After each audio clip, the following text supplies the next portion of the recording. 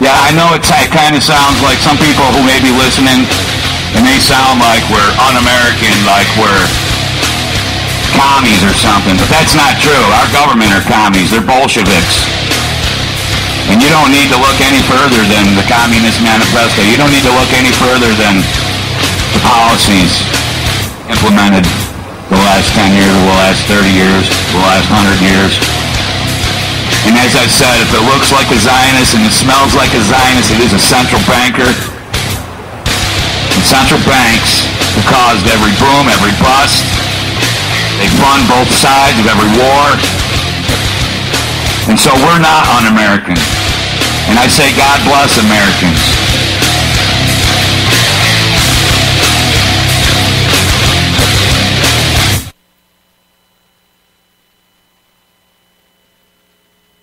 And we're live. All right, welcome to Against the Wall here at the UCY Radio Media Empire Outlet Network. This is UCY.TV, UCY.TV Media Network. We're more than just a radio station, guys. Spread the word, man. Spread the word about UCY, because otherwise, you know, really, it's just, it seems almost not worth to keep doing if we're just going to keep doing this for a few people. Now, I realize that most of the people that listen to this network do it privately, so we're not going to go there. Now, I think I may have a guest today. Randy, my buddy Randy, you guys all know him from the Medical Conspiracy Show that used to be on Oracle. Was it Oracle? Or I know that they were on Orion. Oh, I've had him on my show on Oracle, Dr. Carpenter. Give me a few minutes here, and I will add Randy. Skype is really messed up, guys. So F a Skype and F a Microsoft, Bill Gates piece of crap messing with everything. So I guess I did, luckily I did get Skype turned on. I wasn't supposed to be here today. My wife and I were supposed to go somewhere this weekend, but we didn't. So luckily I'm here because I would have been dead ass air had I not. But anyways, welcome to the show. This is Against the Wall. Look, yeah, what is today, the 17th? Today's the 17th of August, 2014. It's early in the morning. Early in the morning. Hopefully I'll be able to play a few tunes for you. I had to get this other computer set up because I still have been slacking and haven't reinstalled Windows on my main computer. So I'm running Linux, and I'm using a laptop because it's the only way I can. It's the only way I can actually do this and still be able to do things the way I like to. Quite a few things, I guess, are going on. Nothing. I'm just so not into it anymore. It's nothing important. You know what I mean?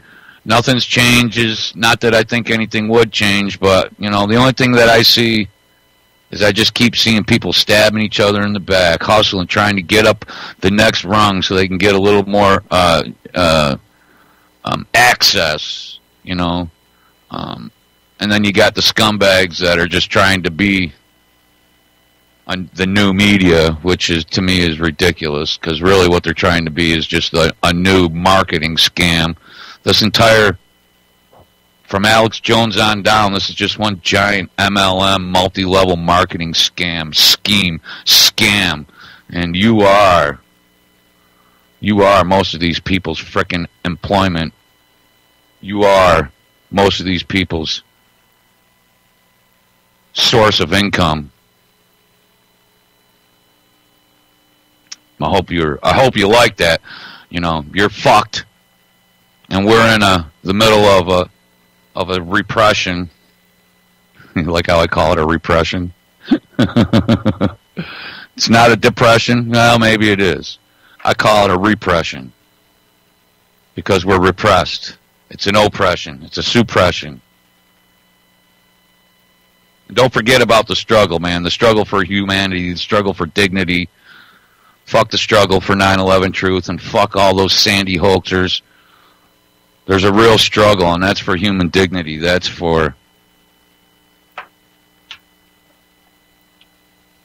the right for dignity. And you got all these idiots like James Fetzer running around trying to muddy the water, make every one of us look like idiots. And does a fairly fair job at it, in my opinion. Did you see, I'm just so sick of all this. You see that in California, they're now going to define rape.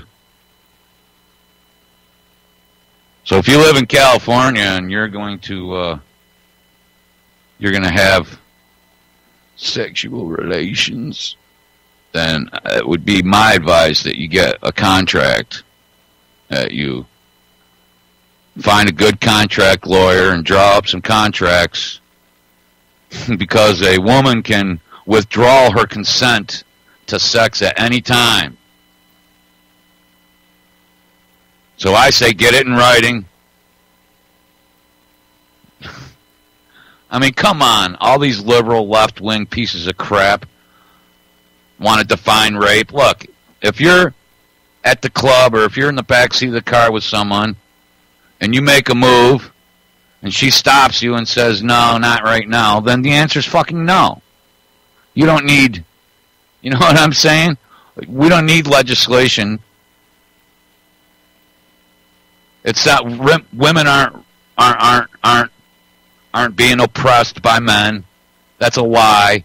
That's a feminist lie, a feminazi lie.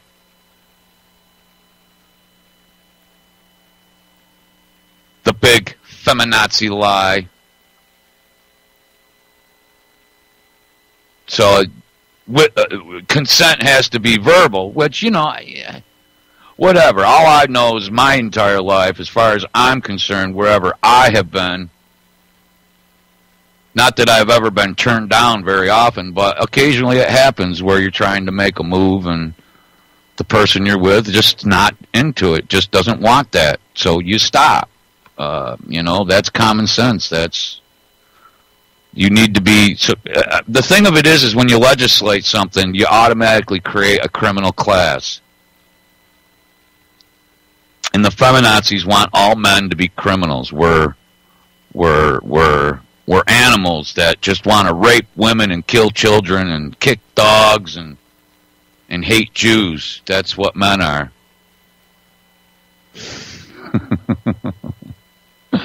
Never mind the fact that men traditionally have protected women since the dawn of mankind, since the dawn of creation. None of that matters.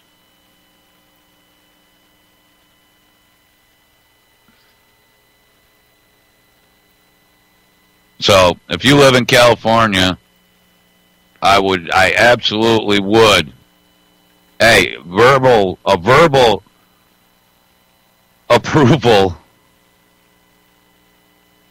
or verbal consent, that's nothing. That isn't binding. So if you go to court and the girl says, well, he didn't have my consent, and you say, well, yeah, I did. You said, yeah, go for it. If you don't have a piece of paper, then, you know what I'm saying? If you didn't have a signed contract that you were, that your female companion or male companion, I suppose, if it's man on man bullshit, or if you're, you know, into some girl on girl fucking gay bullshit, get a contract. Don't just put it in there. Don't try that just to tip lie. Get a contract. Write it down, because part of the legislation says that a woman's nothing to do with a man, because men's are a piece of crap. Man's is pieces of crap, and you're just a rapist. If you're a male, you're just a rapist waiting to happen. You're a potential rapist, and a woman can withdraw her consent, and that doesn't have to be verbal. It doesn't say that. It just says verbally, and again, so before you actually, you know, actually do the deed, then you really need to every few minutes stop, pull out, stop, and ask her if everything's still good. Are we still good? Do we still have consent? This is just horrible legislation, and whoever backs this and oh God, I should find it now because I can't remember the sponsor, but whoever sponsored this is an idiot. Anybody in California that votes for it is an idiot. Any woman who thinks that this is a great idea is an idiot. So did I cover everything?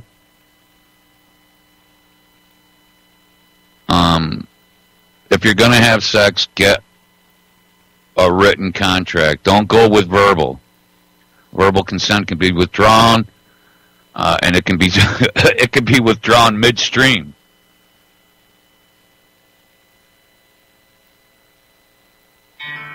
Whoops. Let's see. It can be withdrawn midstream.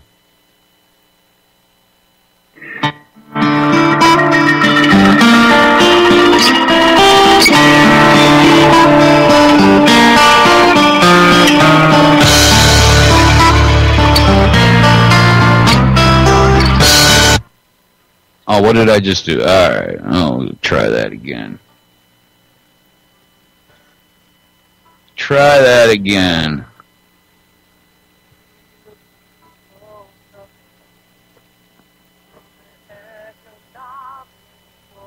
Hold on. Now I'm really messing things up.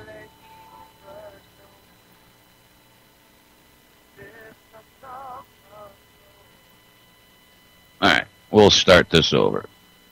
All right. So don't forget to get your written consent.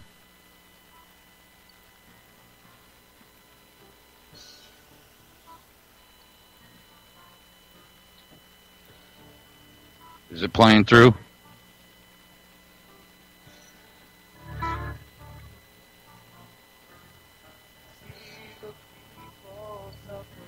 Now I'm having issues.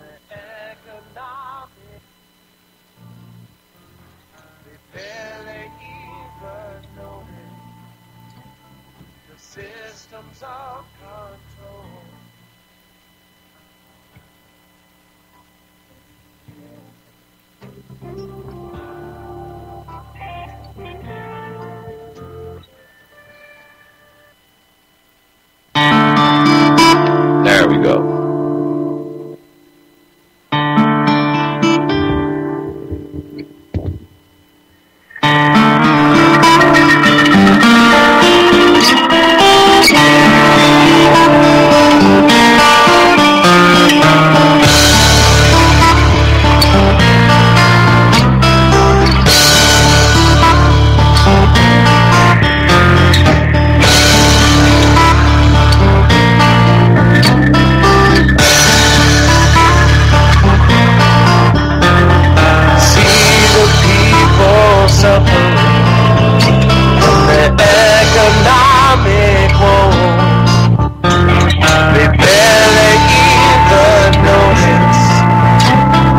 Systems of control.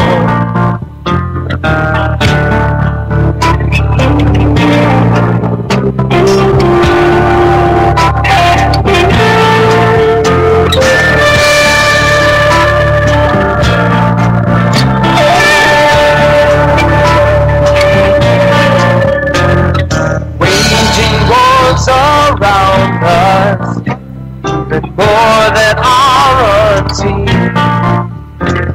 As they unleash the master plan, leaves no room to be free. Amen.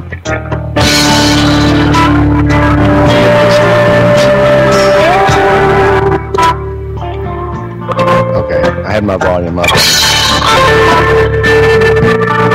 Can you hear me all right?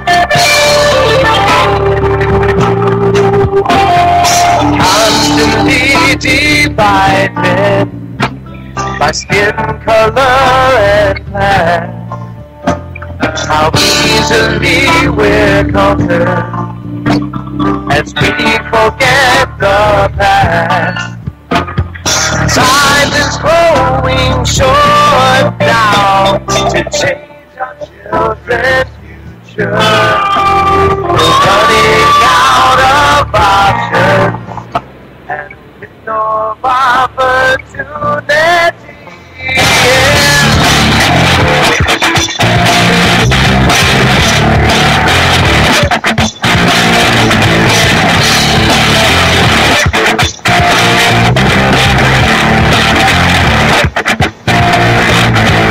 Bankers play Monopoly, pretend to fight at this, but we're stuck playing checkers in this game of chess. So draw a line in the sand now where you will make your stand. Only have the right. Die for.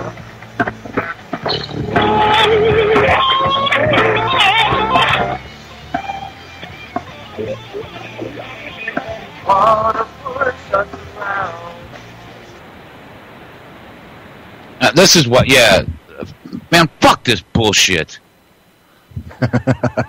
Hey, Randy. Randy doing, Simmons, JJ? thanks for hopping on. Hey, man, glad to be Man, trying to just get all man, fuck Skype. Pardon my language, pardon my French. I know there's people out there listening that don't like swearing, but, you know, they're just making it so that unless you're with one of these fucking goddamn mainstream media networks or Alex goddamn FBI, CIA piece of shit Jones, you can't do a show. Oh, boy. I mean, so I can't play music. I can't play frickin' clips because everything just sounds horrible. We had the same issue when we did the last few incarnations of Medical Conspiracy. We had a little toy that I would use to do sound clips and stuff. All of a sudden, it just stopped working. Wouldn't do anything. Well, I'm just irritated. I haven't. What I really should have done before now is reloaded Windows onto my main machine because I have it all set up. I have so that I can play clips and everything from this machine into my mixer, back into this machine, into Skype. So, and I've always had it sounding great, but really trying to play clips into my laptop just as I guess it's just not frickin' working. And I got a static issue happening here too. Am You do? I too loud or too quiet? No, you or sound what? perfect. Okay, because I can go up or down. Okay. No, you sound great. Okay, so introducing Randy Simmons. Those of you who've been listening to my show since the start will recognize Randy. We used to call him Dog Boy. Yeah. Right, Dog Boy? Arnie used to call him Dog Boy. Dog Boy. Dog Boy, yeah. So I guess a lot of things have happened in Good God. Dr. Carpenter's world and with you and your wife. And, I thought I'd give you a chance. I understand that Dr. Carpenter is a little leery, and I would be too. Like I said to you earlier, I've never had an entity try to destroy me. I've never had anything, so I've always been able to just destroy myself really quickly and easily. You know what I'm saying, Randy? But I've never had an outside entity, a third party, other than main bullcrap, family or friends bullcrap. I've never had a third party try to destroy me. Yeah, and it's really kind of weird that at first I'm talking years ago. At first, there was the occasional thought in my head that, hey, we're really making a bigger deal out of this than it is. There's no way we could be that. What's the word I'm looking for? That much of a entity of interest, right? To put that much attention on us. But then, of course, I actually, Against the Wall was a friend of the Medical Conspiracy show from the beginning, because we got through you, we made contact, or I did, with Barbara, and Barbara Hartwell. Barbara Hartwell, right. She had come on your show, and Dr. Carpenter heard her when we were actually moving. Another whistleblower. Yeah, we were moving from one office location to a downgrade, smaller office that we'd set up because the decline was already happening, starting to happen 2 or 3 years ago. And she couldn't believe some of the things that Barbara was saying, so we sent some messages and tried to get. Well, I'm sure they had a lot in common. So just so that people understand, I mean, there are quite a few people that are listening to the show right now that know, but Dr. Carpenter is actually, just to put this in context, she's a Who is defense Dr. Carpenter? Right. Dr. Carpenter was years ago, before most of us even knew what this movement or the struggle was a defense industry whistleblower. And then later on, it looks like as though the establishment decided that they weren't done trying to destroy her and her reputation. So that's that's a pretty simplistic explanation. But I just thought people should know that this isn't just an incident that just came up. This is a woman who blew the whistle on the defense industry and who said some things that people did not like and put things out there. LazeMed Inc. was the company that she started. And her radio show was really her radio show was an I love afterthought. Dr. Carpenter, and if she's listening or if she hears the archive, Dr. C, you're always welcome on Against the Wall, and I will always do anything I can to help in the background. Yeah, and I'm sorry. She would have been with us this morning, but there was a little misunderstanding, and I think she had the idea that we were going to pre-record in advance. And but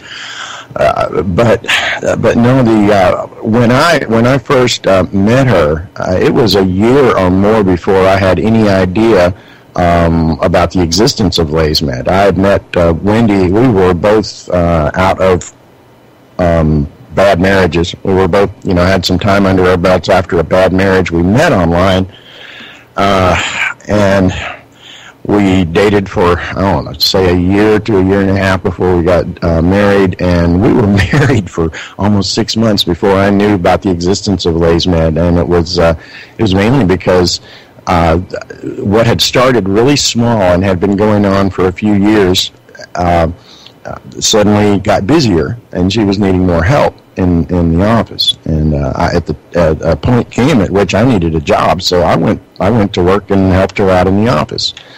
The next thing I know, I'm looking at this kind of small website that she had that was one of those GeoCities, cookie cutter type websites. Right. And we were talking, just brainstorming, just during dead moments of the day after day about things that she'd like to see happen to the website. And I got to thinking, well, some of this sounds a little over my head, but I sure would like to learn.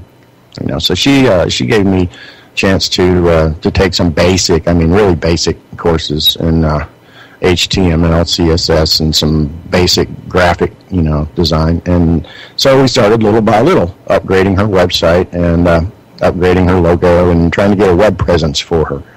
And this went on for years that I was helping out with her website and just basically putting up changes as they came about, as she wanted them made, as she wanted this change made. We'd go ahead and do it. And around 2009 to 2010, this... about when I think that's about when I met you guys in the neighborhood, maybe shortly thereafter. Yeah, what I was leading up to was this is the kind of the straw on the camel's back that made her decide she wanted to get a radio show. I want to say it didn't really start until sometime in 2009. A little pressure from local politicians in the state of Arkansas, where she was, where we were all living at the time, and Dr. Carpenter did some research and discovered that Oklahoma was one of the original states with what they call a safe harbor law for alternative practitioners and holistic healers. And a lot of that had to do with the Native American community in Oklahoma, but still it's a safe harbor law. So her decision was, we're going to move LazeMed to Oklahoma. And so at 3 households, we just up and moved like a very short notice. We didn't have much time. But once we had gotten into Oklahoma, this movement of detractors just kind of appeared on the scene. One of the things that I always did during the years that I was helping out with the website was every week or so I'd go to Google and just do a random search. Just run either her name or run the name LazeMed Inc. in the Google search and see what comes up, just so I can see what's going on the internet. How's this page doing? Well, to our surprise, there was this anti-LazeMed page that had just appeared out of nowhere, and was talking about a lawsuit against Dr. Carpenter, and she had no idea there was a lawsuit against her. She hadn't even been served yet. Nobody knew. And the way we discovered it was by this guy's webpage that he had created. And this is the guy that Dr. Carpenter eventually nicknamed Pinocchio. Just sort of to designate the liar quality. But the more we looked at it, it became pretty apparent that how would this random guy who, yes, he was the husband of a former patient, and there was this story attached to his website as far as his wife not getting the results that she had wanted, and then there are lots of questions that come up as far as what did she do after the treatment, what did she do before the treatment. I don't have enough medical knowledge to be in the know of every medical detail that happens. All I was the media guy, and then I came in and helped out with the radio show in later years. But Right. What they did was here 2 years ago in the summertime, following a lawsuit that was based on lies, where this lady sued her even though she cured her cancer, and they got a hold of a couple of oncologists working for her that would put on paper that her cancer was not killed and it was continuing to get worse.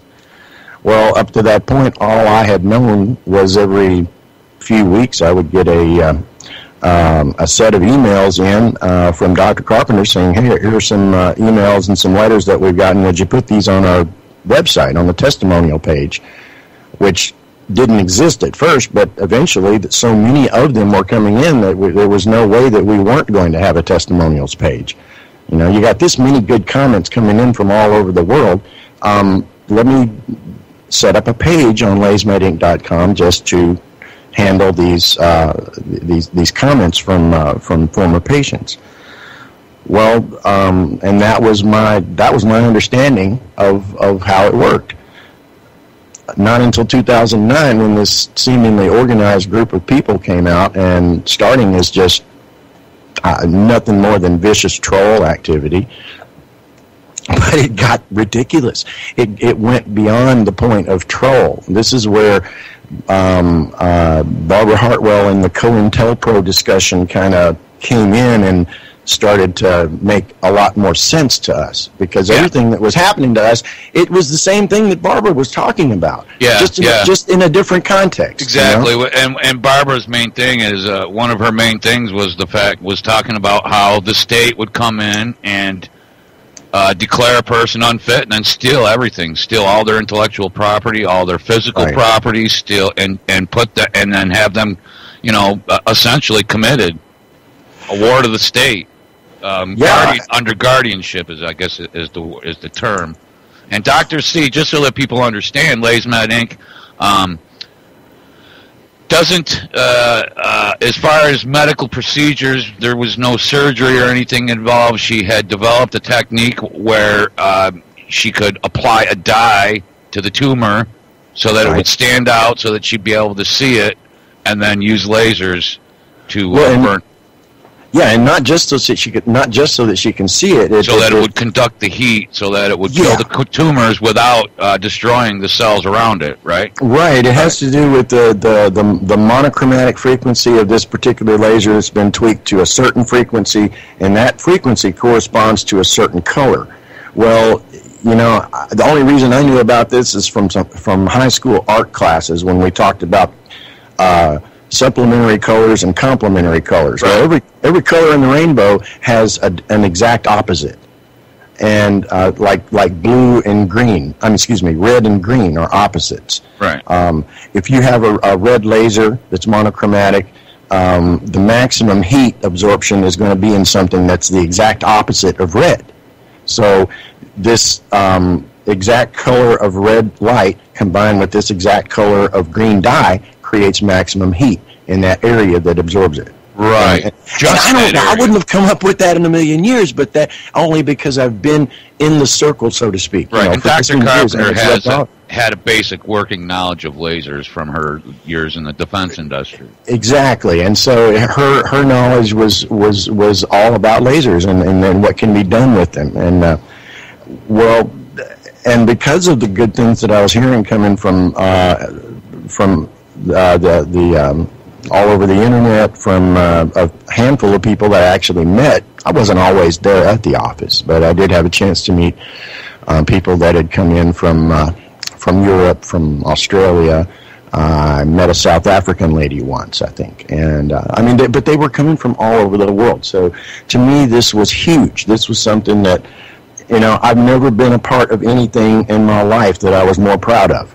Right. And here they are, 2 years after the FDA had come into the clinic based on a lie. Again, everything they did was based on lies. They lie to get their foot in the door. Then once their foot is in the door, then it's like, okay, now let's pick this thing apart. And the raid that happened, and I know I'm jumping all around the place, I'm sorry. I know, that's fine. First, 2009, this organized group of detractors comes about on the internet. They start following LazeMed around everywhere they go, not just LazeMed's website. Up to this point, there are lots of alternative cancer blogs all over the internet, and some of them are more popular than others. Well, there were LazeMed patients on those blogs saying good things about Dr. Carpenter. Well, not anymore. Right. They Googled and found all the places where the good stuff was being said about Dr. Carpenter. They went in and just, changed it.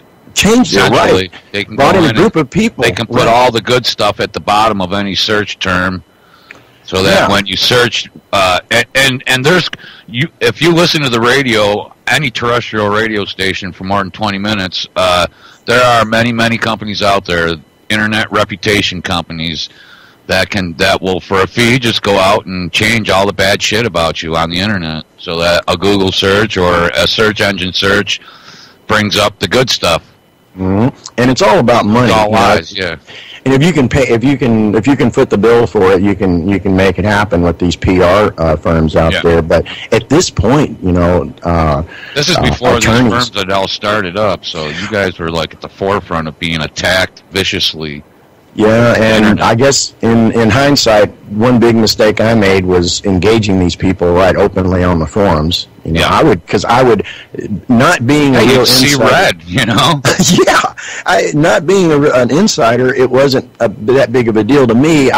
Since I'm just the website guy and the radio sidekick, I would get in there and argue with the people, and of course there's no way I could ever win, because they would always come back 4-on-1, 3-on-1, and do whatever they could. But during this time period is when Dr. Carpenter decided she wanted to start a radio show. So she had commercials that were running on GCN, and of course Alex dissed her during his show one time because his her commercial was right there in the lead into his show, and he says, "Well, you don't always know that the cancer's always cured because of good metastasize," and of course, which is true, but so that's why you have the follow-up visits, right? Well, and so here's the thing, Randy, because and here's what I don't get. So nothing's foolproof. Even high-grade THC oil isn't foolproof and isn't 100%.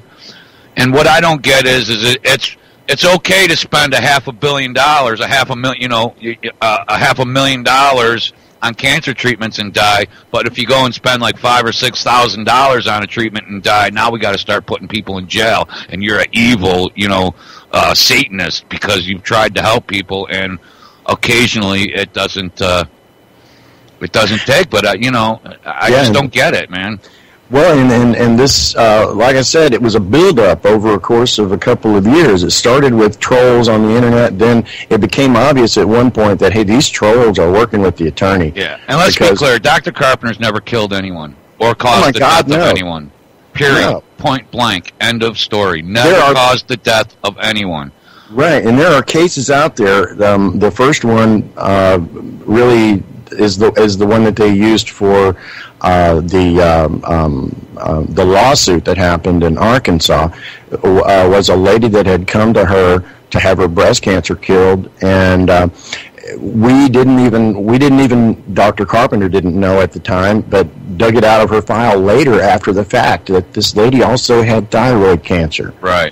That she was treating with a different alternative practitioner and did not want that thyroid cancer treated with the laser. Well, the next thing I know, this whole thing has been taken over by the media, and everything. The poor lady eventually passed away because of the thyroid tumor. Right. It whatever was being done to that thyroid that Dr. Carpenter had no idea of.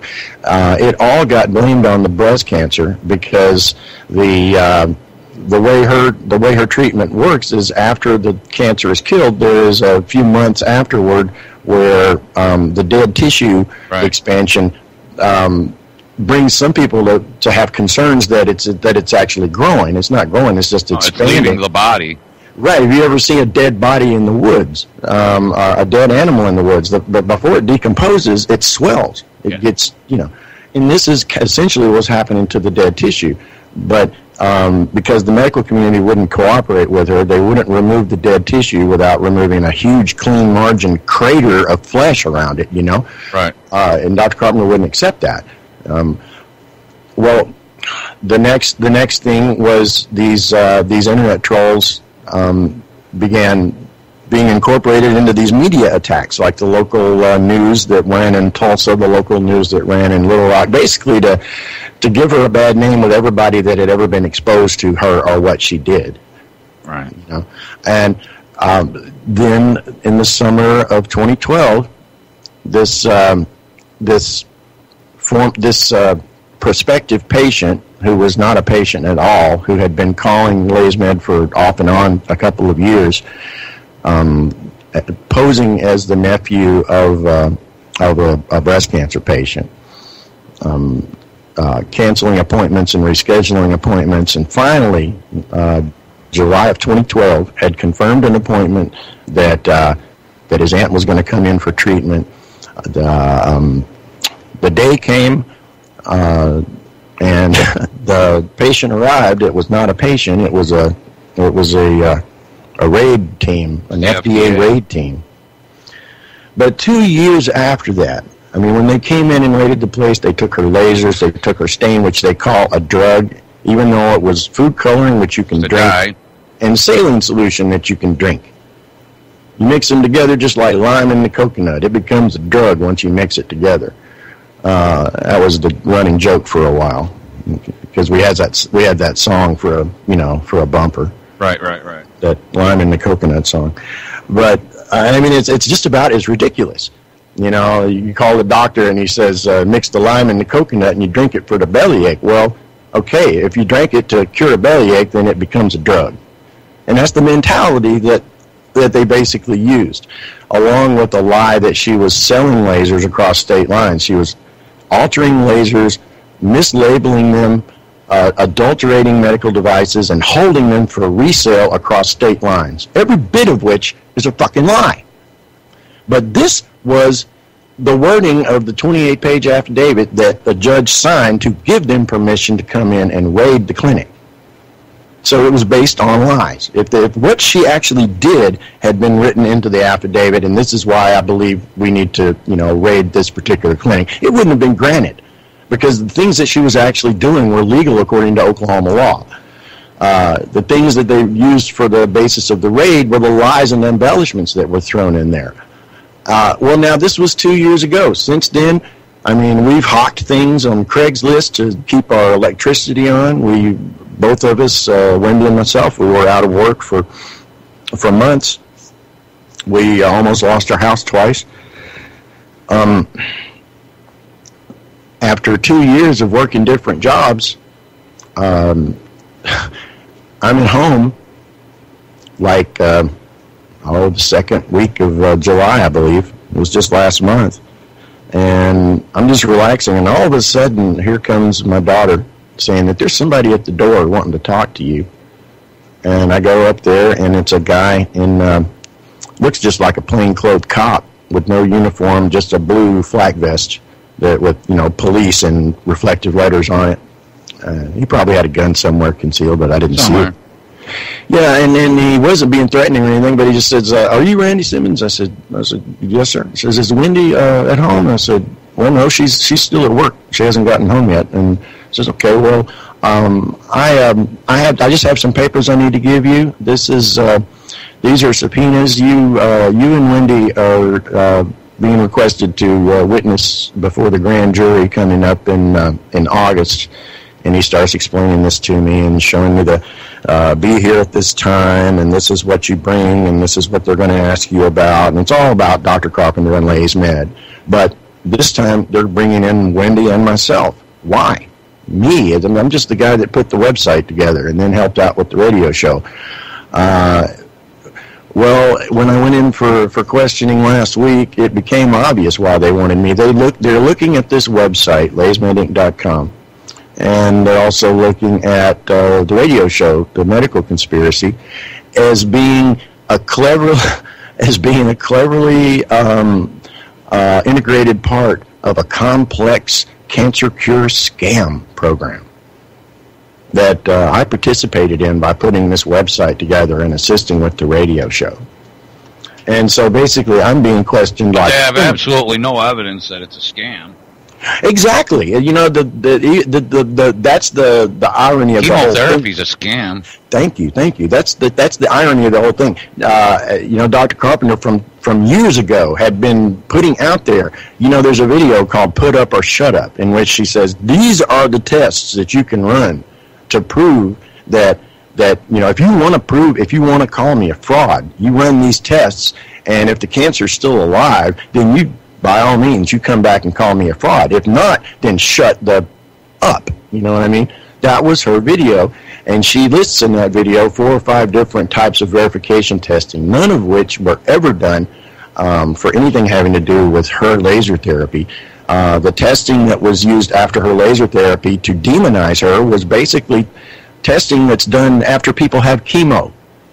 That doesn't tell you a thing about the effectiveness of what she's done. It doesn't. All it tells you is, honestly, and it's over my head, I can't really give a good explanation as far as what it does test for, but it's totally inappropriate testing that was done, and nothing has been done to prove or disprove the idea of fraud, even though they keep using that word fraud as like a premise. It's like they can't make up their minds. They can't prove that it's fraud, but they still want to use the word fraud as a premise for everything that they do and everything that they say. And poor Wendy came out of there in tears. They brought us in separately. I figured they would, Of course. But there were 23 people in the grand jury, and I think they do that so they can get. They have 23 people in the grand jury. To get a verdict, they need 12. But I'm still just. I really can't believe that what I did to help out my mother-in-law, and really in essence help out my wife, because when I started working for Lay's Med, it was during.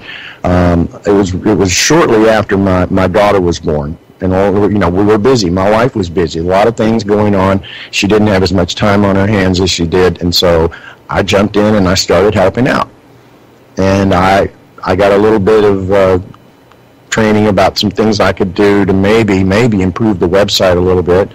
The whole thing was just to help, and I got grilled. Man, I got grilled about that website like you wouldn't believe. They pulled paragraphs out of it, shoved it in my face, and then they asked you about restless middle finger. No, I'm just kidding. No, they didn't. They didn't ask about RMS, and I don't know. It's probably just as well. No, I'm just playing with you, brother. They gave me a case of it. So I don't know. They were trying. Anyways, go ahead and continue. Sorry, I didn't mean to interrupt. Well, it was. You had to testify. I mean, I got to admit that some of these trolls like Bob and Michelle Wolman, they did give me good preparation for dealing with these people. This attorney that questioned me was one of the most evil-looking people I think I've ever seen. His face, it reminded me of Agent Smith from The Matrix. You know, Yeah. just totally expressionless. It's like looking at an insect. Yeah, just a piece of crap. Basically, yeah. Who does what he's told. Right, and an insect with no conscience that's just, at a moment's notice, just might Slug. A snap slug. your head off. Yeah, exactly. But it amazed me suddenly. You know, I'm being questioned as if I participated in some scheme to lure people in, and To steal money from people.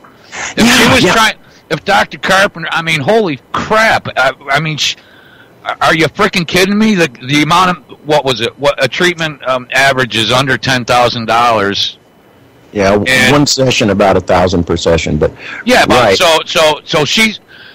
But what's a chemotherapy session cost? What are the radiation pills? What does all this cost? Hundreds and hundreds and hundreds of thousands of dollars.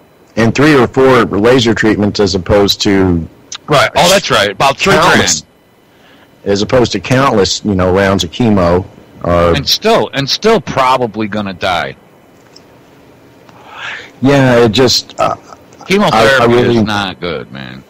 No, and I made that plain in some of my answers, to them. They were showing me pictures of the pictures on the website of the healing progress. We had one brave lady that wanted to actually have her pictures put on the internet, and Dr. Carpenter agreed to, and said, "I'll tell you what, we're gonna give you like a little paragraph space for each photo, and you give a description of what's going on, and we'll put it out by the side." Well, the pictures weren't pretty because they showed kind of a scabbing progression. I mean, and they're on the website right now. You can go to lasemedinc.com and then go to a button that says healing, and there's 2 different healing progressions. And it's not pretty. It scabs up. For a few months, it looks worse maybe than it did, but then it goes back. The scabbing goes away. The healing begins, and the questions that I was getting about this was unreal. They were asking, were these pictures photoshopped? And all I could think was, my God, what a stupid question. You can't figure that out? I mean, why would I want to Photoshop a scab? They would know, Randy. They would know if they were photoshopped. Unreal. If they were photoshopped, they would see the layers. I mean, they don't just... You're not talking to some guy from the homeless shelter that just says, "Hey, is this photoshopped?" You're talking about people who have already run that picture, have already processed it, and they know that it's not photoshopped. Or they wouldn't ask you, "Is this photoshopped?" They would say, "Clearly this photo has been altered. It's photoshopped. This is part of our prosecution." So, anyways, continue. Sorry. Well, and they made out as if I get frustrated, bro, because there's nothing I can do. I mean, this is all I can do for you guys is to try. This is the most that I can do. I don't have any money I could help you with. I don't have any pull or influence. I'm not Alex piece of shit fucking Jones who could actually do something. You know what I'm saying? If I had millions of people listening to my show, I could say, "Hey, Adnan Khashoggi backing you up. Yeah, let's do something. let's try to help this woman. Let's let's be there for her in her forums. Let's, not even talking about frickin' money, but no, if you're not giving the kahuna money and he's not making money off you, then they won't promote you. So. Yeah, and that's the thing. Here I was 2 years after the raid. They've already destroyed our lives. They've destroyed Dr. Carpenter's life. She's been moving around from place to place and afraid to stay one place too long for fear of basically getting arrested. She's convinced that they're going to arrest her because little old lady. Yeah, well, because of, among other things, because of what we've learned about Brzezinski in Houston, and before he got big, he was actually brought to his knees basically and put in jail. And at some point, a deal was made. Just when the darkest couldn't get any darker, a deal was made, and here he is today. One of the biggest names in Texas. Yeah. But is he cured of cancer? Well, I don't know. Dr. Carpenter's heard some good things and she's heard some bad things, and I don't know enough to make any kind of a judgment. But the thing I have heard is he sold out to the establishment, dude. Otherwise, they'd be after his ass too. Well, right, and that's what Dr. Carpenter says anyway, because she's gotten quite a few people, if they're in the alternative circles. If Dr. Carpenter was just ripping people off and selling dick pills and selling, crap that didn't work, she'd be on Alex Jones. She'd be a regular. Yeah. I mean, she did meet some people who had come from Brzezinski's clinic because, like I said, if you're in the alternative circles, you're looking at these different places. You're aware of it's the same faces. You're aware it's the of same people, the same faces, and they've got their hands in the same pockets. Ours. And you're aware of Rife and Gerson and all of these other names, that have gotten pretty big that people know about. They're not, but anyway, because of that, some people had come to her after going to Brzezinski. Well, a couple of them left Brzezinski's clinic because he basically couldn't do anything for them other than chemo. He says you don't have the right kind of cancer that qualifies for the antineoplastin treatment. Of course. And so, because he's staffed with AMA-approved oncologists now, and he's a shill.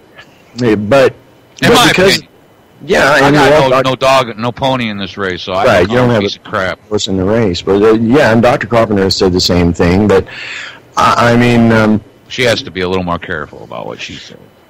I don't. But because of that, it's ruined her life. She can't do what she's spent the better part of her life, tweaking and perfecting and getting it just right. Now, the political powers come against her, and they question. And it isn't as though Dr. Carpenter hadn't tried over and over and over and over again to get the establishment, the real, the mainstream medical establishment, to look into her findings. Right. She tried over and over again. Yeah, and the Rockefeller Cancer Center in Arkansas had I don't even know what the amount was, but she said it was an absolute joke. An amount they agreed to give her to basically never touch it again, give it to them lock, stock, and barrel for this, peanut price that they were going to give her. She refused. She says, no. Because they were just going to mothball it like Stanley Meyer's car and, Tesla's technology. They'll just throw it in the back, throw it in a round filing cabinet. Right. But what amazed me is they kept on questioning me about, did Dr. Carpenter ever tell you about a case where her therapy didn't work, where her treatment didn't work, and they made out like there were just so many of these cases that went wrong, and for that reason, in my answer, I kept on including positive comments that I had brought with me, and they didn't want to hear that. No, they didn't want to hear it, but I kept on including it. And one question wasn't from the attorney, it was from one of the jurors. And so when I gave them my answer, I started telling them that my frame of reference, up till 2009 when the battle started, my frame of reference was these testimonials and emails and comments that were coming in, several times a week. This is what I saw, and this is what amazed me and made me feel like I was a part of something, really, really big that was gonna be the next big thing. Because you can even right now, you can go to Google and you can search laser cancer therapy, and you can see programs all over the world at different university hospitals all over the world that are using the same principle. Yeah. Only thing is they're using a lucrative drug instead of a dye. They're using a lucrative drug that makes that color change happen. Therefore, they can get pharma to foot the bill, and everybody makes lots of money. Because food coloring is already approved by the FDA. I mean, you know what I mean? It doesn't need approval, and it doesn't cost $100,000 for a prescription. Yeah, but we have people that want to throw her in jail because they say that the moment you mix the food coloring with the saline solution and use it to Color. to exact a color change for what you're doing, you're using it to treat cancer, and it therefore becomes a drug. And I don't know, that is just such. But they took her lasers, and now they're using. And now 2 years later. But they won't. But the treatments aren't going to cost $3,000. They'll cost $300,000. Yeah. It just, but it blows me away. Back to your testimony. This is just a grand jury, right? Yeah, just a grand jury. But it's if the grand jury finds reason, right, then she can be charged. Then she can be indicted. And the way they were questioning me, it's as if I could be as well. And well, here's the deal, though, because the burden of proof is different in a grand jury than it is at a criminal jury trial. So, right, and at one point, like I said, they were questioning me about all these so-called cases that her treatment didn't work, and I kept bringing up the testimonials page, which we've been accused of making those up. Hell, even one of the FDA agents, I think Jeremy Bain himself, accused us of making those stories up when they were straight out of emails, straight out of the mouths of former patients. Then I started reading what I had printed up from the change.org petitions that we have. If you go to change.org and just type Dr. Carpenter in the search box, they'll come up.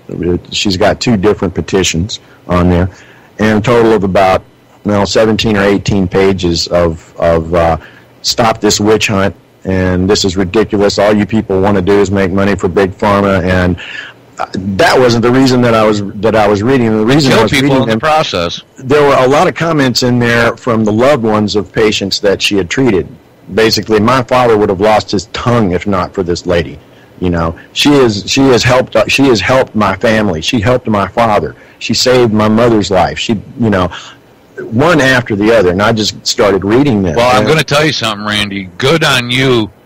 Again, because the fact that the burden of proof is different during a grand jury, you're allowed, as a witness or as have a lot more. You can use emotion, so I'm glad that you got. I'm glad that you just stuck to your guns, Randy, man, and kept saying, because you were allowed to do that. Go ahead, man. Honestly, at first I didn't think it was going to matter because it seemed like everything that I said was just being stepped right around and come back to their point. You know what I mean? But at the point where I started reading these comments, it may have been because I noticed myself as I'm looking around the jury, they're paying attention now. They weren't totally focused at some points during the questioning. But at this point, while I'm reading all this, I've got 32 sets of eyes, fixed on me. And I think the attorney noticed it as well. And they went ahead and took my copy in and marked it with an evidence sticker. So they put it in. Might have just been it might have just been a showing. It may not do anything. But I'm still just amazed that 2 years after the fact, here we are struggling to keep our bills paid, struggling to keep a house and a roof over our heads, and it's still, they're not done with us. They still want to bring in, and I guess at that point I should throw something else in because I think we all know how this came about. Like I said, 2 years ago, they came into the Lays Med Clinic and raided the place, took everything, took the safe, or made her open the safe, basically, took everything that was out of it, about a month's worth of payroll, and her rent was in there, and things just went south real fast, after that. And 2 years later, after the raid, they come in, still wanting to press more, and now it's not on her, it's on us.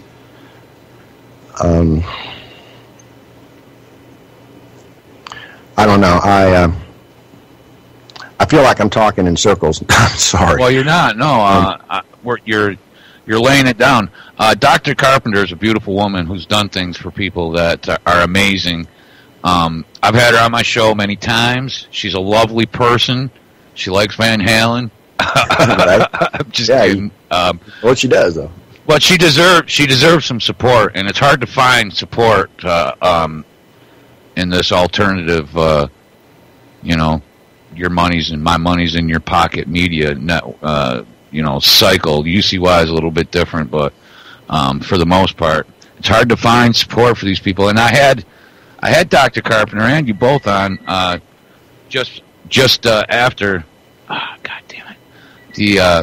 The raid, and it's continued. So you're at the grand jury, and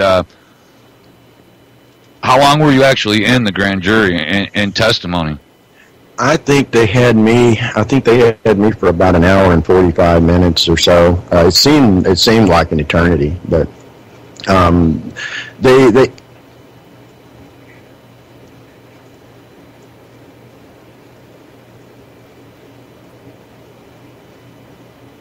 I'm sorry, what happened? I was on the phone, dude. Randy, sorry, the phone rang while you were talking. No, I think that was my fault too, because I brought up your page and I had the speaker going, so I had to turn the speaker down. Oh, okay. With the chat room. Yeah, I just wanted to see. We've been trying to post the change.org links and things like that in the chat room for people. Yeah, hey Vince, how you doing, man? And she didn't have, again, Dr. Carpenter doesn't have the money for high-priced lawyers. Well, and what you were saying about these PR firms, that will go up and clean out all the troll crap off of your message boards and things like that, all that costs money, and it's not like it wasn't discussed, but all of her money had gone to attorneys that made promises and then took basically everything she had and turned on her. Well, stick to their guns and don't back down. I mean, there's nothing. I mean, at this point, it's damned if you do and damned if you don't. So you try to be honey in the cogs. Yeah, I mean, she really wanted to come on the show with you, but I think we'll do something this week. We'll try to set up some and do some pre-recorded. Yeah, because even the last few months of the medical conspiracy, when before Orion Talk Radio shut down, that's the way she was doing the show, simply out of safety.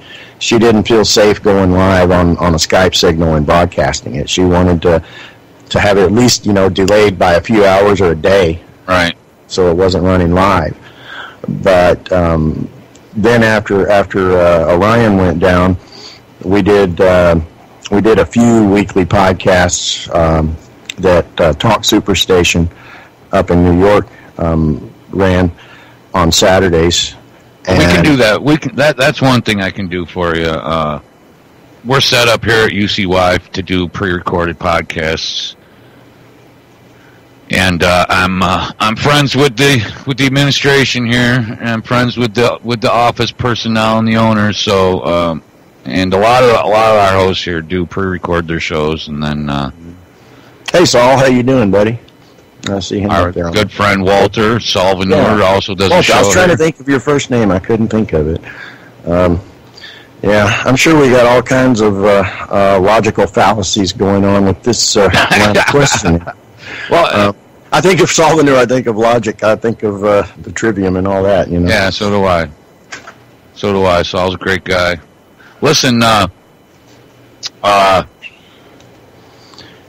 are you going in? First of all, when what they have, 2 weeks or so to either indict or not?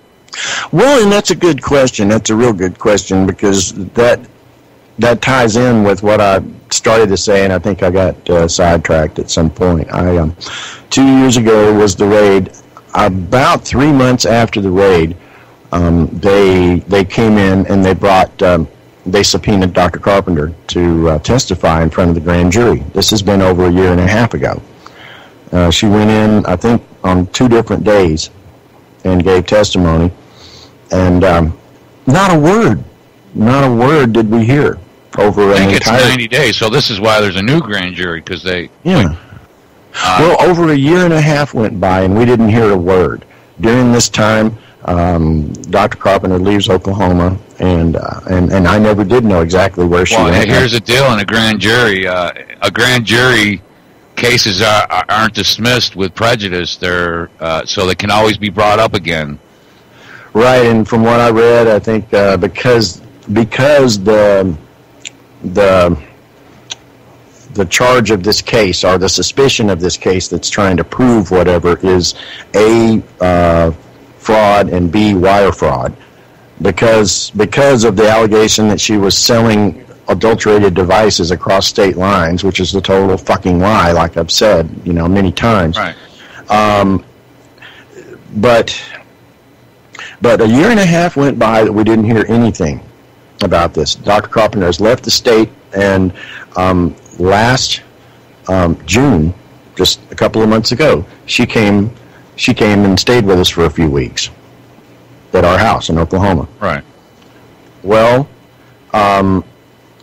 what I started talking about when I brought up Barbara and I brought up the gang stalking, and I don't think I actually got to, but I have on other shows. About our little COINTELPRO neighborhood. There are classic signs of gang stalking in Dr. Carpenter's case. Oh, yeah. I mean, the internet trolls and the bullies. Because we've been talking about it for years, but when the internet troll thing hit its peak, it went beyond the internet troll, this head troll named Michelle. Until they start going to your property and things like that. That's what I was about to say. You look at the guy that, man, now his name slips my mind. The Anthrax. What was his last name? Bert? Oh, gosh, forgive me for not remembering the name, but the biochemist or whatever, the person that was accused of stealing, of releasing never proven, but accused of releasing the anthrax after September 11th. He was gang stalked, and they drove him nuts. They drove him to the point where he killed himself.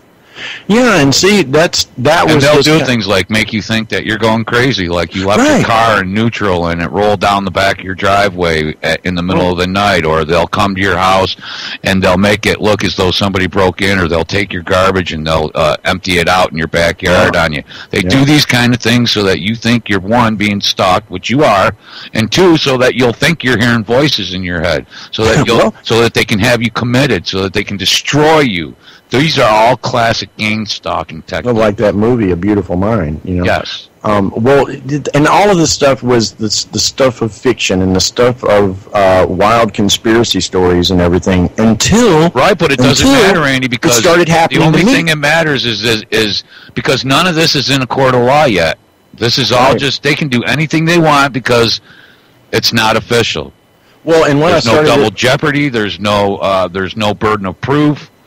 What I started to say, though, is a few years ago when this started happening, and when Michelle Wolven, the head troll, was in her peak, it was one day that we were arguing back and forth on one of these discussion boards.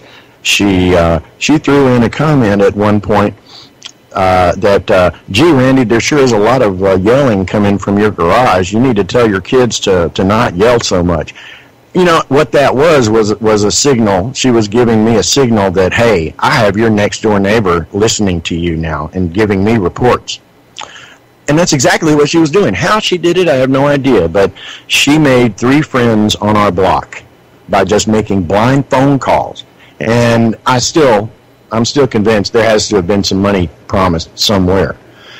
But, okay, a year and a half has gone by. Bruce Ivins, by the way, sorry. Oh, okay. Well, a year and a half has gone by, no word in response to the grand jury testimony of Dr. Carpenter from a year and a half ago. We figured, okay, well, they've ruined our lives. What else is there? We're having to work, red state wage jobs here, barely keeping our roofs over our heads. And then they want to bring us in for questioning again. Not again. Basically, they want to question the people closest to her. But the reason I think that this happened is because in June, when she came down to visit us, there was one day that she and Wendy had gone, I forget where, they went somewhere together, and they came back They had some stuff in the car. They wanted a little help unloading, so I went out and helped them unload. And I noticed this COINTEL neighbor 2 houses down. We don't speak to each other. 2 years. Imagine living in a neighborhood where you know you just absolutely cannot stand and detest and hate your neighbors. Who, this. I've never dreamed I'd ever live in a situation like this. You know, one of my next door. That's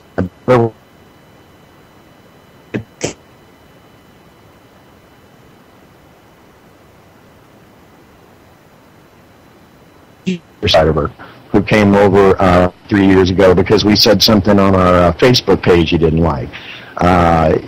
He was trying to start a fight so he could, and he brought a witness. The whole idea being they get me to start a fight. They've got, some more dirt on me that they can use against me. Well, he was out in his driveway talking on his cell phone, and Dr. C was getting out of the car. And all I could think to myself is, oh my God, I know what's happening right now, because he was turned our direction. He's on the phone with somebody. Not me, because I would have ran over there and stuffed that phone right down his throat. Well, I know damn well that's what he was doing. He was making a phone call, letting somebody know that guess who I see right now in the Simmons driveway. The subject is here. And it was. I want to say less than a couple of weeks later. Bain was right here at the door, handing me a subpoena. Of course, by then she was gone again. Right. But it still didn't matter. The fact that she was spotted here by one of the Stasi agents. Man, crazy! It's just totally crazy. At this point, I'm speechless. I'm just kind of speechless, man. You know what I'm saying? And here's this person who's never wanted. I mean, everybody sure should she get wanted to make behind a her. living. She's a Sure person she wanted who to... saw things that were wrong 20 years ago, and she came out at the detriment of her entire life and her career, and exposed. And nobody has the respect for her, even in this alternative world, to back her play. Just a couple of guys, a douchebag from upstate New York with a tiny little, stupid little radio station is all the support that Dr. Carpenter can get. Yeah, it's... well, because she's being gang-stalked, and because they're employing all these different techniques that they use, these search engine techniques. They're, they've essentially destroyed her life. They've reduced her to almost panhandling. Mm-hmm. I mean, seriously, and it breaks my heart. Man. That's what really blew my mind at the onset was, after all they've done, what is left? And the only thing that even Wendy can figure, the only thing that's left is a body in a cell. Yeah, this is revenge. This is revenge, man. They couldn't get her 20 years ago. That's my opinion. I mean, and I'm sure that Barbara... I don't disagree. Because they wouldn't go all this way for a couple of cancer treatments. This is something that goes back further, and I'm almost positive. Yeah, I can't dismiss any link between... Of course, I don't know as much about, what happened back in those days. Well, she's kind of tight-lipped about it. Yeah, true. Because talking about tight-lipped, so many of the people, the detractors, they said, oh, you just married Wendy because you wanted money and all that. They don't even realize that I was married to her for 7 or 8 months before I even knew that Lay's Med existed. The only thing I knew is that when I first met her, her mom and I didn't really get along that well. And I had made the mistake of calling her by her first name one time, and not knowing anything, basically being told that, no, she wants to be addressed as Dr. Carpenter. I said, okay.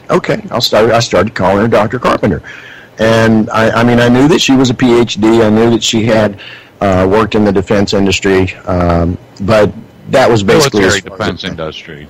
Yeah, and I didn't have any idea of anything else that she was doing until, like I said, until months after Wendy and I were already married. But So Wendy had to testify against her mother, Yeah. which is illegal.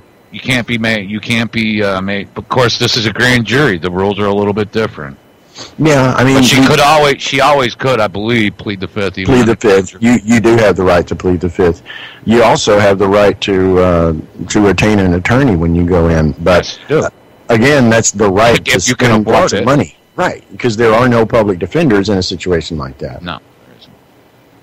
And so Wendy went in and testified. How many people were subpoenaed during this last round at the grand jury, which was what, last week you said, or 2 weeks ago? No, it was August 11th. So they got 90 days. They only have 90 days from the grand jury to either indict you or to dismiss. Well, they just brought in Wendy and myself. That's it. Yeah, that's it. And, I'm trying to figure this out. It's just not making any sense. Yeah, What did they? Do you know what charges? Well, like I said, they're trying to get her on wire fraud.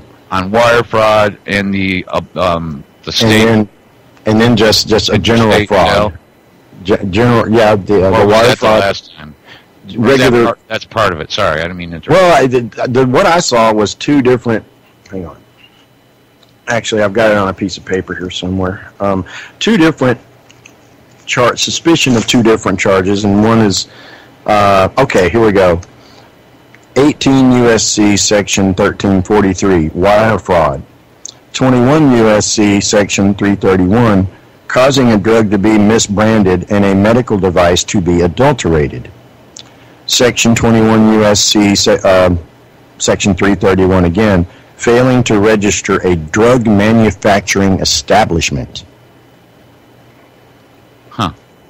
A drug manufacturing establishment. Where she mixed? Yeah, where she mixed food coloring with salt water. Yeah, food coloring and salt water. Essentially. Oh man. Well, I'll try to get. I'm just really busy, and but we'll try to get at least do like an hour or something together at some point during this week. Yeah, definitely. I just wanted to know that. She wants to. It's hard. I just feel helpless, and this is why I felt helpless trying to help Donna Taylor. She, her son with the Columbine. I just that's just one of the reasons that I'm so discouraged, or I'm so disillusioned by this whole movement of people trying to exploit each other just for a little bit of ratings. Everybody wants to get certain guests on, but then after the show's over, that's just it. That's all. Backbiting. Yeah, I had someone on, I got that little bit, I've got that little feather in my cap, and now screw you, I'm moving on to the next person that I can exploit so that I can gain a little bit more access into this world, which is just making me ill, dude. Yeah, and I feel helpless myself because it's the situation isn't really that good here. I mean, I want to say within the last 4 months, both of us have changed jobs. Both Wendy and myself have changed jobs. I had to. I lost my job because it has nothing to do with this, but I still think it was pretty shitty. I was working at a call center, and I got bronchitis that was going around in my work area. I missed 5 days of work, and I couldn't get FMLA coverage for bronchitis that I got on the job. And so because I couldn't get FMLA coverage, I had to take what they call attendance points. They dock you so many points for every day that you miss. And you hit a certain point, you're gone. And you're fired. So that's how I lost that job. But anyway, I'm working a job now. I'm about 2 months into it. $2 an hour downgrade from where I was working. And I'm just trying to hang on. You know what I mean? I'm just trying to hang on and keep an income. Wendy's not working at the same place either. She started a new job about a month and a half ago. And, things are not that stable. And then out of that, here comes something else for you. We're going to bring you in and question you as a criminal. Now, was Dr. Carpenter subpoenaed? No, not that I know of. I heard was this a federal courthouse, federal grand jury? Yeah. Okay, it was, all right. It was at the federal building in Tulsa. The district. Mm-hmm. Yep. But I know 2 years or so ago we did this radio soap opera where we were basically making. I remember making fun. We were trying to make fun of something that really wasn't a laughing matter, but basically trying to put the joke on them, making fun of the court system in the way that they operated, and making fun of this attorney that was out to bring LazyMed down, this guy by the name of Will Bond, out of Little Rock. And I did have thoughts of that running through my head while I was in the grand jury being questioned, but this guy that led the questioning in this particular instance, he just scared me. Well, here's the deal, Randy, and never met a scary type like this. Me. They can't do anything. This was just another. They just took another swing. They're just trying to get her to ruin herself financially, but they can't do anything. They won't be able to indict her. Just take a deep breath. That's what I'm trying to do. This is a game that they play. That, like, for instance, I just got a letter from an attorney saying that people that I helped for a couple of years, took into my home, made part of my family, are trying to sue me now. What? But really, they're suing me. But really, what this letter from the attorney, this is what I'm telling you. Attorneys and courts don't send you courtesy letters. They tell you when you're going to be in court. So if they're anything shy of an indictment in a court date, they're just trying to piss you off. They use fear as part of their tactic. Or, like, for instance, this lawyer sends me a letter saying that he's been retained to sue me. Will I send him my insurance company's information? Well, no. And it's a fishing expedition, and it's a fear thing, hoping that my wife would have been the one that opened that letter and then called them up and said, "Oh my God," blah, blah, blah. Because then, and here's the deal with this grand jury. It's the same thing, Randy. And Dr. Carpenter is going to be all right. She's not going to be indicted. Now, I say that now, tongue in cheek, because it's my opinion that if she were going to be indicted, they'd have indicted her. They would have indicted her before. Me too. Exactly. This is just another. It's just because they were like, you know how it is, man. It's just they're just trying to give her a shot in the gut while she's down. Yeah, I mean that's exactly what I thought. Make sure that she doesn't try to start again. Yeah, because if that was my thought. If they wanted her that badly, if they wanted to bring her in and arrest her, they had all the chance in the world a year and a half ago to do that.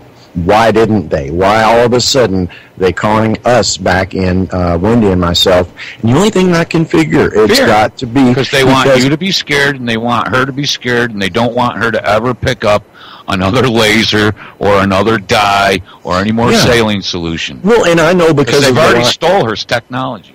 And I know because of the line of their questioning that they threw at me Monday, they were trying to find out if she was living at our house. Because, they threw it at me from 3 different angles, basically. I know there's no way that it didn't happen because of this reason, because of that neighbor down the road spotting her in the driveway. Right. And like I said, he had his cell phone up to his ear, and he was facing right directly towards us. Couldn't hear what he was saying because it was, a couple of yards. Well, you're a better man than me, Randy, because I would have already ruined it for everybody. I would have. I'm not equipped like that, man. I'd have gone over and drop kicked that dude in his chest, and then took a dump on his forehead, and I would have made all the wrong moves. I've thought about it. Which is what they're hoping you would do. So I'm so glad to hear that you stuck to your guns. You're allowed to say things, and they're not allowed to object to certain things at grand juries that they could have. Like, they would have never let you start reading off good comments from a forum at a jury trial, in a criminal jury trial. So I'm glad those are some of the good things that you did, and I think that you could. I know that it won't ease your mind, because who the hell am I? Just a guy who's been to court 7,000 times, been arrested 75 or 80 times in his life. You know what I'm saying? I don't believe that they can really do anything to her other than try to scare her and try to just, kick the corpse, basically. They've already destroyed her. And they didn't have to take her to court, and they didn't have to put her in jail. Yeah, and I really don't know. I wonder. I wish. It's easy to say, well, put this behind you and continue on with your life. Again, like I said, I've never had, anyone or anything or any entity try to destroy me. Knock on wood. Right. I just. I've employed a brilliant strategy all my life by never having anything to be taken or destroyed, but Yeah. I personally, it's my personal belief that they can't hurt her, or they would have. And that's what I thought all along too. Well, on the other hand, you don't have the money. They can just keep doing this to you whenever they want. So be ready for it. But I don't really think that they can do anything else other than what they've already done. Yeah, I've wondered myself. Do they think that she's still? Well, they're probably hoping she'll kill herself. Somewhere. They're probably hoping she'll commit suicide, or she'll do something, Mm-hmm. Or she'll just die. She'll have a heart attack or a stroke, or she'll slip into dementia or something. That's what they're hoping. Yeah, I don't know. They've stolen her technology, right? And they use it, and you can see it being used other places. They've found a way to make it so that it can be FDA approved by, because it didn't need FDA approval. Right. Dr. Carpenter didn't need to go through the FDA because she didn't use drugs. Well, even before the raid and before the troll attacks started in 2009, there were a handful of articles that she used to include in info packets, even to send to prospective patients, talking about Rice, Stanford, and a handful of other universities that were already doing basically the same thing, using a drug instead of a dye that anybody can make out of what you can basically buy over the counter, right? And that dye being the key that gets the support of drug companies. Those are the people that do clinical trials. You don't do clinical trials without getting financing from a drug company. And what drug company is going to finance something that uses no drugs? They won't. You're absolutely right, and it does now. If she was charging like $100,000 or something like that, they'd probably leave her alone. If she was charging hundreds of thousands of dollars and it's still sending people to chemotherapy. I'll tell you something ironic. This attorney who's making several $100s an hour just to put me on the stand and get me worked up, he was grilling me over knowing what exactly did you do for that $300 a week that you were making for Alien Dog Graphics. $300 a week, and he's grilling me over what all did I do to earn that $300 a week. $300 a week is barely enough money to survive in the United States. And he's making that per hour. Yeah. I mean, come on. To destroy a beautiful human. To destroy a beautiful human. But I don't think they can destroy her, Randy. They've already done that, and I don't think they can do any more. Well, and I don't know, it came up probably as related, but after the raid, we had two websites and a radio show. So anything that she had to say about that raid or about the FDA or anything like that went over to the medicalconspiracy.com website. Well, just because this is the way Dr. Carpenter wanted it. We didn't change anything on the main LazeMed website. We left it intact as it was the day of the raid. Up until a couple of weeks ago, when Dr. Carpenter decided, well, okay, we need to add an official statement somewhere on the website. So we did, basically just to remove all doubt that, hey, this website is up here for education and informational purposes to let people know what happened. But LazeMed as a company is no more. It ceased to be in the summer of 2012, and when she moved, right? Right, and I didn't really think that was necessary to have that in there, but the question came up, why was the LazeMed Inc. phone number kept live for so long? And well, the answer was because for some people, that was the way that former patients had to reach her, to contact her. She wanted the line to be open so that, you know, it was somebody that she's been in touch with for years and years. She doesn't suddenly drop off the map. She wanted to be available to talk to them if they needed to talk to her. Right. But and is she able to talk to any of her old patients?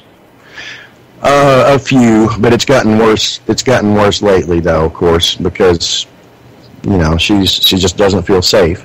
Right. And they won't subpoena any of them.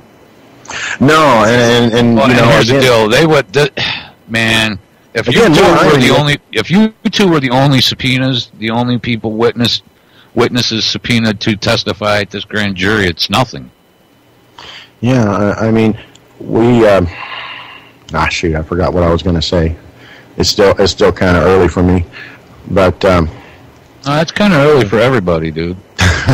The whole thing. People on the West Coast are up here listening to us right now. They're up at 8 a.m. just to listen to you and I.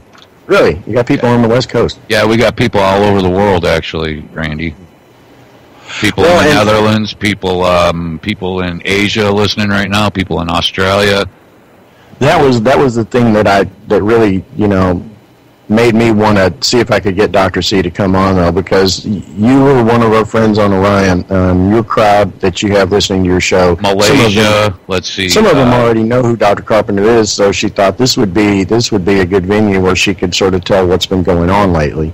Yeah, but we're still in a non-growth situation. If you're not one of the couple of the big ones that stick to the right wing, you know, narrative, then you're just doomed to mediocrity. But anyways, yeah, I'm sorry, I didn't.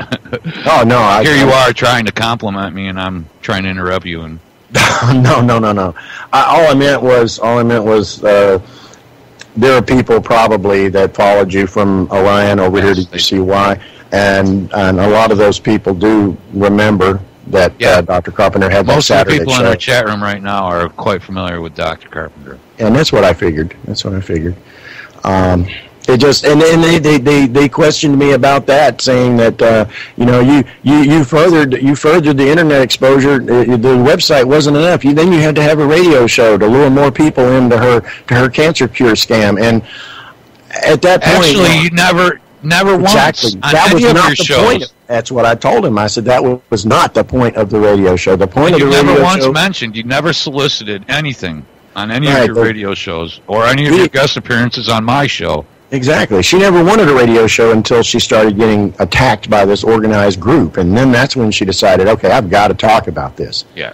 And Sam Bushman over at Liberty News Radio, when they had that network, that was actually her first show, and she was on Liberty News Radio for, I want to say, about a year, and then Liberty went down, and somehow, even though they had plenty of points on which they disagreed afterward, somehow at that point I was able to arrange a conference call with her and Dr. Rebecca Carley, and they hit it off the first time really well, and Dr. Carley got Dr. Carpenter in touch with Jimmy, and the next thing you know, Dr. Carpenter had her own show. Then weeks later, okay, the Carley Carpenter differences started coming out, and we she wasn't really a friend of ours, but I still thank Dr. Carley to this day for, you know, getting that exposure for us. Right. Doesn't mean that we agreed on everything, and Dr. Carpenter didn't agree with everything Carley said, and vice versa, but still, I saw it as, okay, it's a bigger common enemy. Yeah. It's more important than being exactly like everyone else and you all thinking exactly the same way. But there was never any animosity. I don't know. You know, quite frankly, I've only listened to Dr. Carley's show a few times. But we used to have her. Yeah. I mean, she was at Orion. And the thing about it, the one thing I see about the two that have in common, you know, they both have something very much in common. They both stick to their guns. Yeah. And I think a lot of that has to do with what they've each gone through. Dr. Carley's been through some horrific stuff. Exactly. And so has Dr. Carpenter. And people use that against Dr. Carpenter to say, oh, she's arrogant and she's, she's rude to some people. And I don't think so. She's just been, she's been beaten down so many times by so many different lines of questioning and things. I think she's got, for some questions, maybe her answers come out maybe with a little bit of a tone of animosity, but it's not animosity at the person asking. It's animosity at the system that has never really acknowledged what it is she's been saying for 10 plus years. You know? Worse than not acknowledging what she's been saying and trying to refute every word of it. You know, that's the first thing.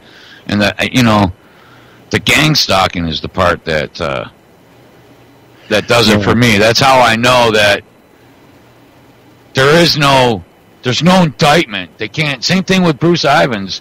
They say that he killed himself on the day that his indictment was about to be handed down, but that's a freaking lie.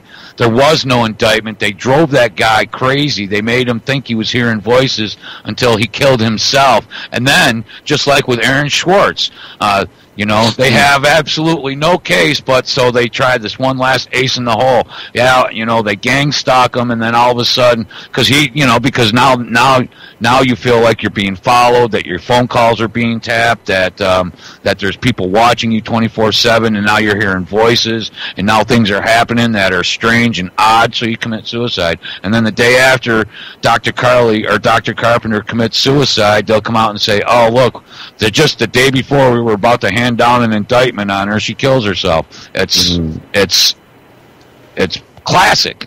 It's classic. And and what I want from my heart and my soul is to say, don't.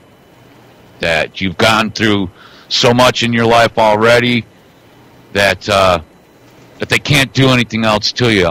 This is their last. This is all they got left, other than shy of, if she were to just start helping people again, shy of just having her assassinated. Yeah, I mean, the only explanations that make sense to me are explanations that to a lot of people sound just outrageous, because it's putting an end to a threat to the pharmaceutical industry. You know, that sounds kind of, well, delusional, maybe.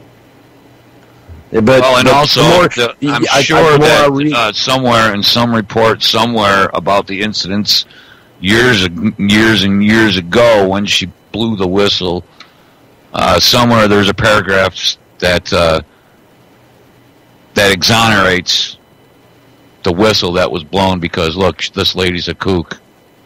Now, 20 years later, look, man, she may think there's no connection. I do. I know they never, even if they had to wait a generation and nail her children for revenge, they would. So, and this is their last hurrah. There's nothing else they can do to her.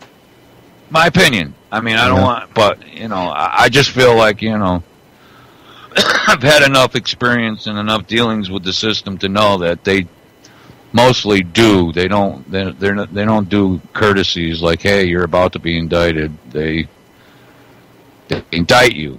If you're, I guess if you're a big enough criminal, they're not gonna hammer your children. I mean, look at the Bush children. I mean, but they've already sold their soul to the system. You know what I mean? They're one of the star children. They're part of the bloodline. One of the 1,000 points of light. Well, look, take solace in the fact that they can't. They would, if they could have charged her, they'd have done that. She'd be in jail right now. She would have already been into a criminal trial, and there are still limits to the amount of time that can go by after this grand jury. If there's no indictment handed down, then I'd be fairly confident saying that. I mean, and here's the deal, though.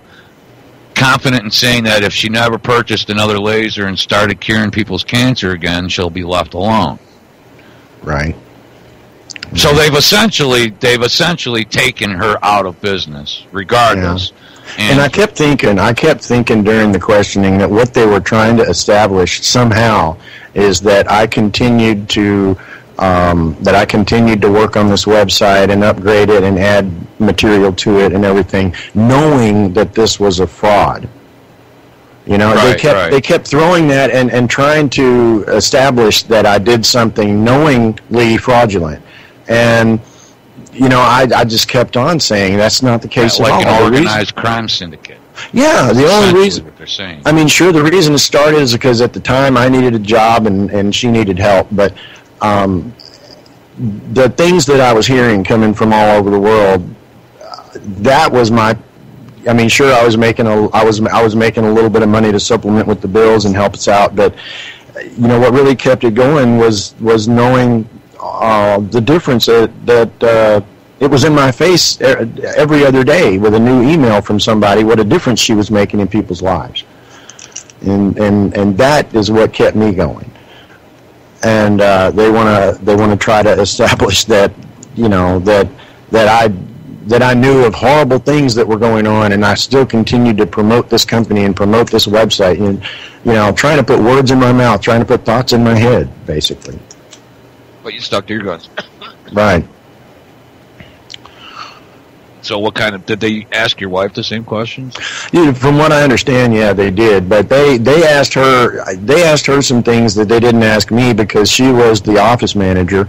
So I believe they brought things and put them into her face as in, you know, real names of real patients and things that she wasn't aware that happened afterward, that, are you aware that this person is no longer alive, you know, and things like that.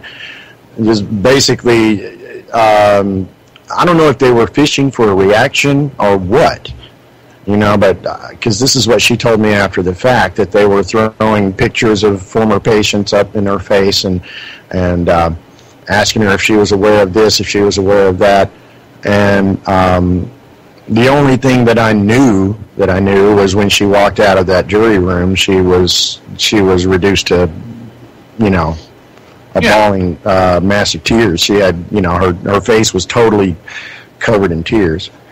Yeah, I know, I understand, and that's what their objective was, because they can't get you, they can't get Dr. Carpenter, they can't get Wendy, they can't get Randy. But they can piss you off, and they can scare you, and they can hurt you. And so they've done that. But that's it. Yeah, they even found paragraphs in the website that they had this thing. Well, I'm sure you've heard of it, the Wayback Machine. Say that again. It's a website where you can go find changes that were made to websites, the version of a website from cached, right, yeah, from years ago, and then basically they found a paragraph where it talked about no side effects have ever been experienced by anyone having this treatment, and they found 2 or 3 different incarnations of that paragraph where it had been reworded one way, reworded a different way, and you know, what they didn't understand was every different version of that paragraph was as Dr. Carpenter worded it. I mean, sure, she was aware when people would object to the way something was worded on the website. I mean, she would try to correct it. Try to change it so that still says the same thing, but it doesn't sound objectionable or anything like that. And I would upload the changes exactly as she wanted them, and they tried to make it out to where I slipped something in to make this paragraph legal, you know, or something. No, I wasn't. I was sure these paragraphs on the website, they've gone. Well, they can say whatever they want, but they couldn't prove it, so they wouldn't be able to prove that. But I mean, the website says what the owner of the website wants it to say. Right. That's the bottom line. I'm not the owner of the website. I worked on it. I was the mechanic. I was the guy out there tightening the bolts and maybe changing this and putting a new gasket on it here, and, you know, that's what I did. Yeah, so this is it, dude. This was, so Dr. Carpenter didn't get subpoenaed. No one else was subpoenaed, just you guys, just her daughter and her daughter's husband. Right, and talking about it, we think, well, maybe the reason that she didn't get subpoenaed is because at that time they didn't know where, to serve her. That's possible, but no, trust me, brother. Because a lot of the questioning involved, where is she? And they know where she is. Trust me. There's no way to be anonymous anymore, dude. Unless you are living in a bunker underground and not a single soul knows where it is, and you have absolutely no electronic gizmos anywhere, they know where you are, right? Or they can find out. Well, it's just like what they really wanted was for you to break down crying, saying, "God, I knew that we were killing people." Oh, Jesus! That's what they wanted, dude. This was their last chance at trying to get you to incriminate yourself or her. And then, as though you were some sort of an organized crime syndicate whose only goal was to make money through crime. But no crimes have been committed. No, they had to make up crimes. They had to make up crimes to get. Yeah, but they can make them up all they want, but unless they can prove beyond a shadow of a doubt, beyond a reasonable doubt, in front of a jury of your peers, there is no crime. Unless they do what they did to Bruce Ivins or to Aaron Schwartz, unless they make you think that you're going crazy, unless they gang stalk you, and then once you're done, once you're gone, they can say anything because now there is no burden of proof. Same thing with Michael Dorner. As far as, there's absolutely no proof that he killed anyone. They don't have to prove it because they're not in court anymore. They just say he killed these people. They call him, a radical terrorist, an American terrorist, because they don't have to prove that he was one. He died. Same thing with Bruce Ivins. They don't have to prove that he stole anthrax and mailed it to, the most stupidest, ludicrous, off-the-wall claims that they've made against him. They're true now because he killed himself. Aaron Schwartz. It's true. He stole, he was stealing. He had the intent because he killed himself, and there is no burden of proof. So whatever they say, whatever goes out on the media is fact. And that's what they're trying to do here. So if Dr. Carpenter is out of the way, if she goes nuts, if she takes, sleeping pills and decides it's just been too much for her, then they don't have any burden of proof. They just say, see, then they can just post an article or something. It'll go mainstream that says, this woman who was doing this and doing that, committed suicide, and that's that. They don't have to prove that any word that they said was true. They'll just say it. They do it all the time. It's part of the. Talking to Barbara Hartwell, she should absolutely know this. Yeah, personally, knowing how strong-willed she is, I can't imagine her doing anything like that. Exactly. So that's it. This was their last hurrah. I guess so. But, I'm telling you, dude, it works more times than it doesn't. You look at all the people that killed themselves, and then the next day we find out that there was an indictment that was about to be handed down. Yeah. You know what I'm saying? It's par for the course. There was no indictment.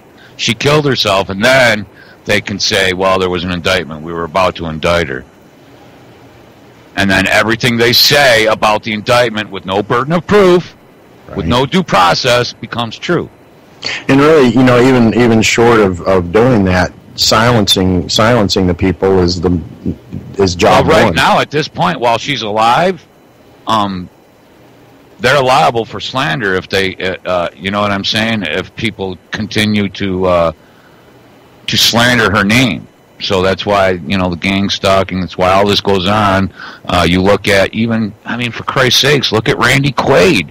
If a Jew steals your money and you're hip to it and you go back and you go after him, they destroy your life and your family's life and your career. And they'll have you whacked. Man. It happens. People might think it don't, but it does. Right. Well, I know some things that I didn't think were possible 5 years ago. I definitely have changed my well, I happen to know that you, outlook.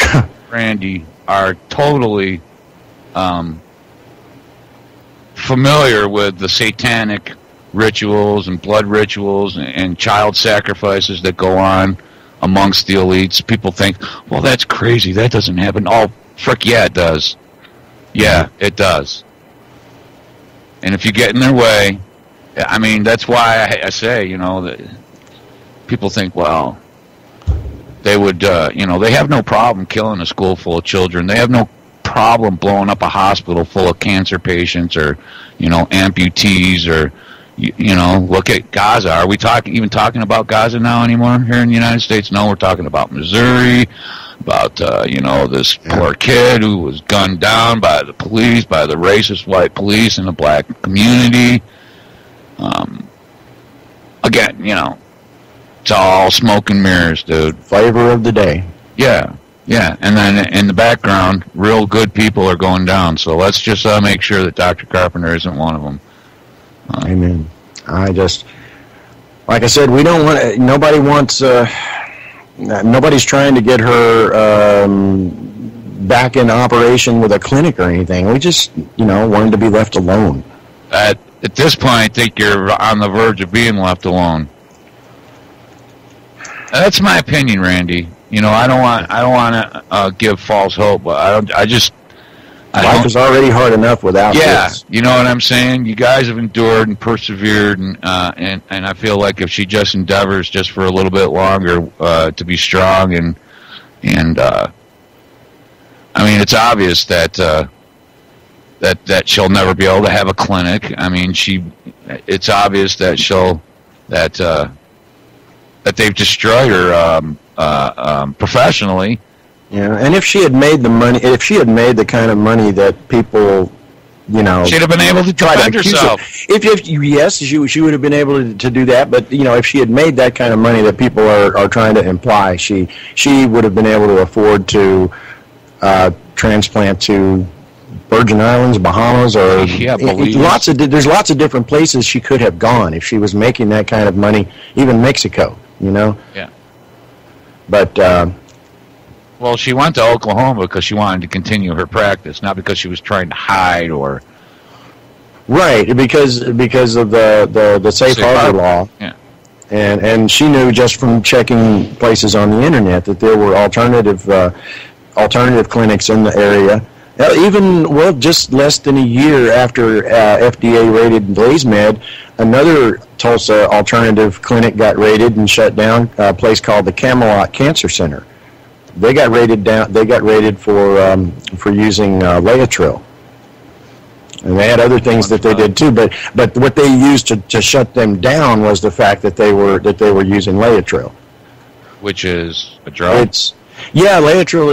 It's a drug. It's made from. You've heard of apricot pit therapy? People taking apricot pits ground up. I've heard of grapeseed ground up. Well. Laetrile is sometimes it's called B17, I believe. Okay, I actually have heard of B17. And it's also it's from an extract that comes from the apricot root, the apricot pit, I believe. Okay. Yeah.